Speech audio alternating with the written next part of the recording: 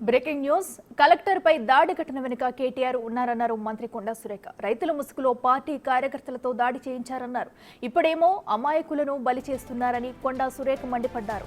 అప్పుడు phone tapping కేసులోనూ అధికారులను దేశం దాటించారని ఆరోపించారు. కేటీఆర్ కు పిచ్చి పట్టినట్టుంది, సైక్రియాటిస్టుకు చూపించుకోవాలని మంత్రి సలహా ఇచ్చారు.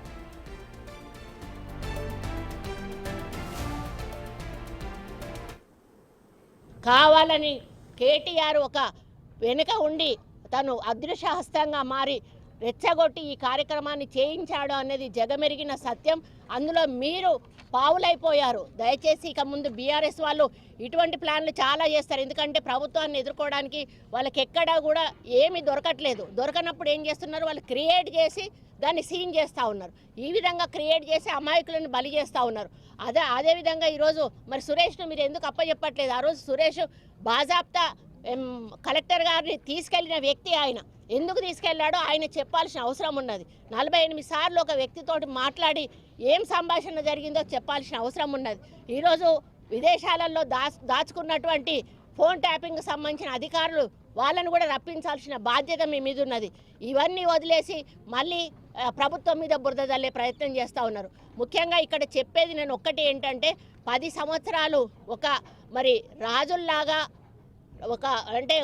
ఎట్లా అంటే మన నియంత్రణలాగా వ్యవహరించి తుగ్లక్ పాలన అందించారు. తుగ్లక్ పాలన అంటే వాళ్ళు బాగుపడ్డారు, ప్రజలను మొత్తం సర్వనాశనం చేసి, తెలంగాణ సర్వనాశనం చేసి వాళ్ళు మాత్రం కోట్ల రూపాయలు ఇప్పుడు అక్కన్నట్టు కేంద్ర పార్టీలలోనే ఎవరి దగ్గర నేషనల్ పార్టీలలో లేవు. వాళ్ళ ఖాతాలో ఉన్న అన్ని డబ్బులు ఎక్కడి నుంచి వచ్చినాయి అంటే మీరు ఎవరితోటో లాలుచి పడితేనే కదా వాళ్ళు మీకు డిపాజిట్ చేస్తారు డబ్బులు. ఆ విధంగా మీరు లాలుచి పడి తెలంగాణ ప్రజల సొమ్ముతో బేరసారాలు ఆడుకొని కోట్ల రూపాయలు దండుకొని ఈరోజు అధికారం కోల్పోయి పిచ్చి పట్టి మీరు పిచ్చిగా ప్రవర్తిస్తూ ఉన్నారు. దయచేసి మిమ్మల్ని ఒక్కటే నేను సలహా ఇస్తాను, సైక్రియాటిస్ట్కు చూపించుకోండి మీరు మొదలు. ఎందుకంటే నాకు తెలిసి మీ మానసిక పరిస్థితి సరిగా లేనట్టున్నది. ఈ అధికారం పోయిన పిచ్చిలో ఉండి మీరు ఏం చేస్తున్నారో అర్థమవుతున్నట్టు లేదు. ఒక అధికారి మీద గతంలో చరిత్రలో ఎక్కడైనా కలెక్టర్ స్థాయి అధికారి మీద దాడి జరిగిన సంఘటనలు ఉన్నాయా? అది ఏమైనా గౌరవప్రదమైన సంఘటనేనా? దాన్ని మనం దాన్ని సపోర్ట్ చేయడం ఎంతవరకు కరెక్టు, దాన్ని ప్లాన్ చేయడం ఎంతవరకు కరెక్టు, చేయించడం ఎంతవరకు కరెక్టు?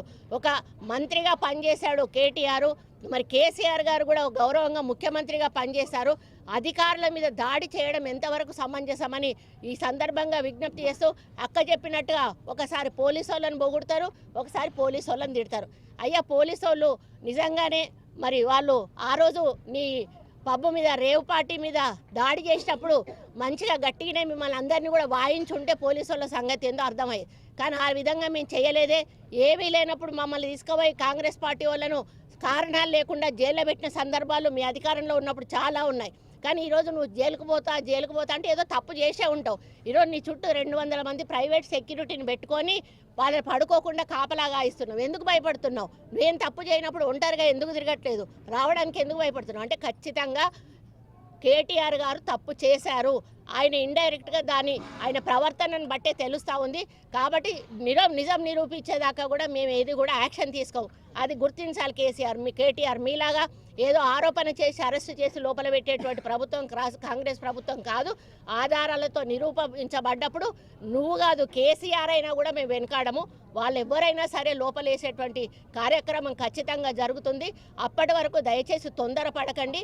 మీరు మాట్లాడే ముందు దయచేసి ఆలోచించి కొంచెం ఒక పద్ధతి ప్రకారము విమర్శలు చేస్తే బాగుంటుంది.